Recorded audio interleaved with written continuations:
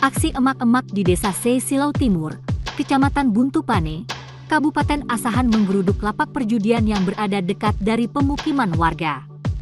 Tak hanya satu lokasi, emak-emak yang tergabung dari warga, PKK, dan anggota perwiritan menggerebek 3 lokasi sekaligus.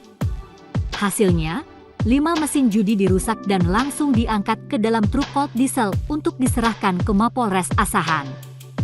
Nur Hayani, salah seorang anggota perwiritan mengaku, aksi emak-emak tersebut merupakan sebuah luapan kekesalan mereka selama beberapa bulan belakangan.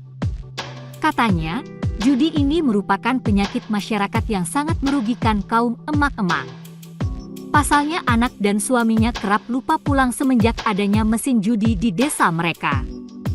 Sementara Kepala Desa Seisilau Timur, Wartiman mengaku, 5 mesin judi tersebut diangkat emak-emak dari 3 lokasi yang berbeda-beda. Lanjutnya, aksi emak-emak ini sudah lama direncanakan, dan sebelumnya sempat beberapa warga datang ke rumahnya untuk meminta solusi kepada dirinya. Sajane iki ngopoi?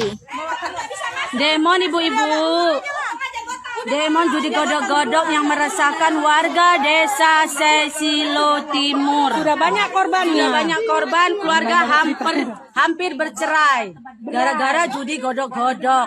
Ya Bu ya. Terima kasih sudah nonton. Jangan lupa like, subscribe, dan share ya.